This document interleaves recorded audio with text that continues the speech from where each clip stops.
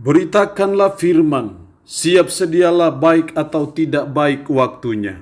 Shalom, puji Tuhan, oleh berkat Tuhan, kemurahan Tuhan, kita berjumpa lagi dalam renungan harian di hari ini.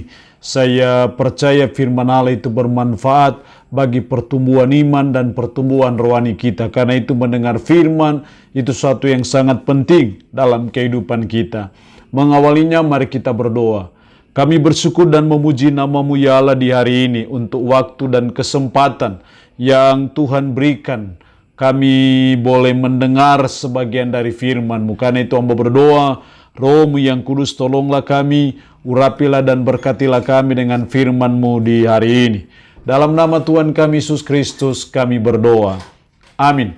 Nats firman Allah yang menjadi renungan kita bersama di hari ini saya ambil dari 1 Timotius pasal 2 ayat 15 sampai dengan ayatnya yang ke-17. Secara khusus saya akan baca ayatnya yang ke-15, firman-Nya berkata demikian. Perkataan ini benar dan patut diterima sepenuhnya. Kristus Yesus datang ke dunia untuk menyelamatkan orang berdosa, dan di antara mereka akulah yang paling berdosa. Demikian firman-Nya hari ini yang mengajar dan menasihati kita. Tujuan Kristus datang ke dunia. Tujuan kita memperingati Natal, apa sesungguhnya maksud Natal itu, apa sesungguhnya tujuan dari Natal itu. Itu yang akan menjadi perenungan kita bersama di hari ini. Itu berarti bahwa dari kebenaran firman Allah hari ini, kita akan belajar apa sebenarnya misi yang diemban oleh Kristus Sang Putra Natal, sehingga Dia harus datang ke dalam dunia. Kita akan melihat apa sebenarnya tujuan yang mulia yang diemban oleh Kristus, sehingga Dia harus datang ke dalam dunia. Dalam ayat 1, ayat 15 tadi, perkataan ini benar dan patut diterima sepenuhnya.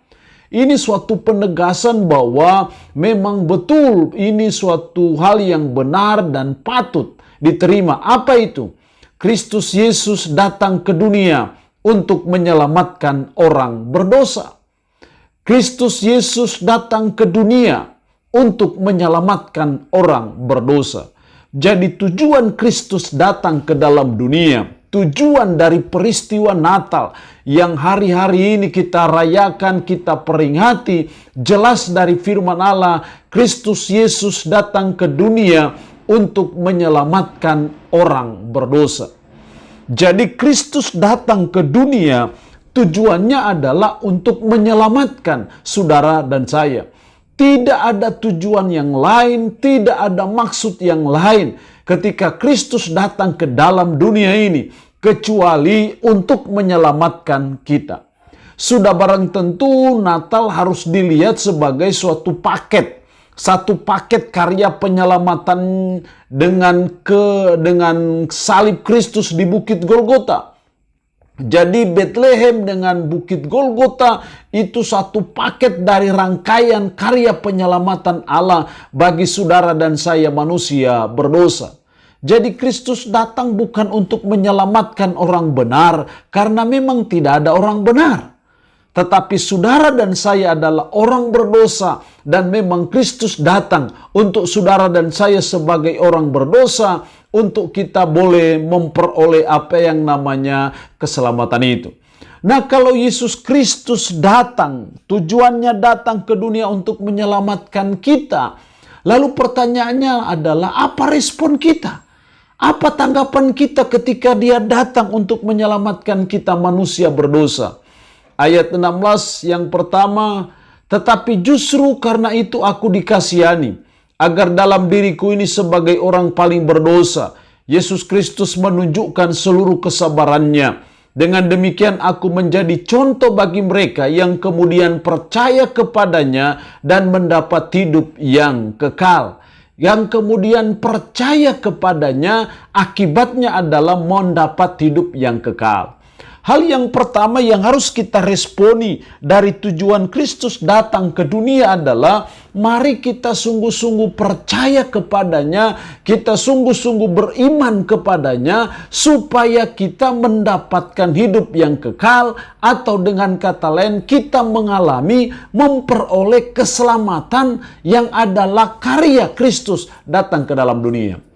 Apalah artinya kita merayakan Natal yang notabene-nya adalah karya penyelamatan Allah bagi kita manusia berdosa, sementara kita tidak mengalami keselamatan itu.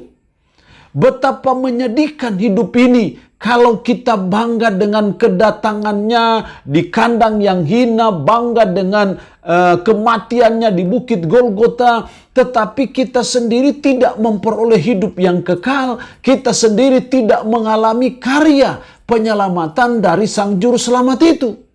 Karena itu supaya kita mengalami keselamatan, karena tujuannya datang untuk menyelamatkan kita, seperti Paulus kemudian percaya kepadanya dan mendapat hidup yang kekal. Jadi kita harus percaya kepada Yesus, bahwa dialah Tuhan kita, bahwa dialah penyelamat kita satu-satunya, maka saudara dan saya memperoleh hidup yang kekal, saudara dan saya mengalami ataupun memperoleh keselamatan itu. Dan ketika kita memperoleh keselamatan, itulah harta terbesar dalam hidup ini, itulah anugerah terbesar yang Tuhan berikan bagi saudara dan saya kalau kita mengalami memperoleh keselamatan itu. Jadi sangat penting sebagai umat, ketika kita bawa tujuan Kristus datang ke dunia untuk menyelamatkan kita, kita harus mengalami karya penyelamatan itu. Dengan cara apa?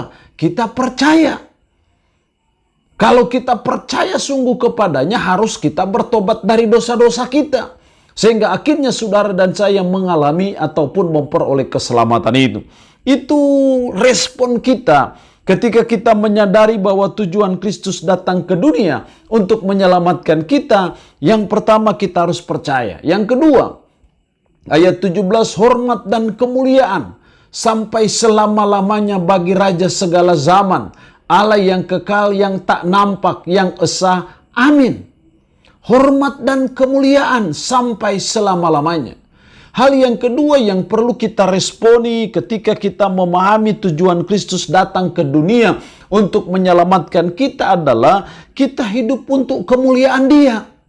Setelah kita percaya dan kita mengalami keselamatan itu, mendapat hidup yang kekal, hal yang kedua yang dituntut dari kita adalah mari kita berikan hormat dan kemuliaan sampai selama-lamanya kepada Dia. Mari kita hidup bagi dan untuk kemuliaan Kristus. Karena Dia sudah datang menyelamatkan saudara dan saya. Mari sekarang kita mulai belajar mensyukuri akan hal itu. Kita belajar untuk hidup bagi kemuliaan Kristus. Kita hidup untuk kepentingan Kristus. Itu yang Tuhan mau dalam hidup kita. Meresponi tujuan Kristus datang ke dunia untuk menyelamatkan kita. Mari kita berkata hormat dan kemuliaan sampai selama-lamanya bagi Raja segala zaman di dalam Tuhan Yesus Kristus. Itu yang harusnya terjadi dan kita buat dalam hidup kita ketika kita menyadari bahwa tujuan Kristus datang ke dunia untuk menyelamatkan kita, sehingga ketika kita sudah mengalami keselamatan itu tidak berhenti di situ. Sekarang kita hidup untuk kemuliaan Yesus Kristus. Allah yang punya firman ini memberkati kita dengan firman-Nya di hari ini. Amin. Mari kita berdoa. Puji syukur untuk kebenaran firman-Mu hari ini yang mengajar dan menasihati kami akan tujuan Kristus datang ke dunia, yaitu untuk menyelamatkan kami manusia yang berdosa. Ajarlah kami supaya kami meresponi karya penyelamatan Kristus itu dengan percaya sungguh kepada Kristus, sehingga kami memperoleh keselamatan, kami mendapat hidup yang kekal. Dan ajar kami juga supaya kami mau hidup untuk kemuliaan Yesus Kristus yang sudah datang menyelamatkan kami. Roh-Mu yang kudus tanamkanlah, meteraikanlah firman dalam hati dan pikiran kami, dan sanggupkanlah kami untuk bisa memberlakukan firman ini dalam hidup kami sehari-hari. Hamba mohon berkat Tuhan bagi umat-Mu yang mendengarkan renungan harian di hari ini. Diberkatilah mereka ya Allah, dengan berkat-berkat-Mu secara jasmani maupun berkat-berkat rohani. Yang sakit, hamba berdoa dalam nama Yesus, Tuhan lawat, Tuhan jamah, Tuhan sembuhkan dari sakit penyakit yang diderita. Terpuji-pujilah nama-Mu ya Allah. Di dalam nama Tuhan Yesus Kristus kami berdoa. Amin. Tuhan Yesus memberkati kita dengan firman-Nya di hari ini.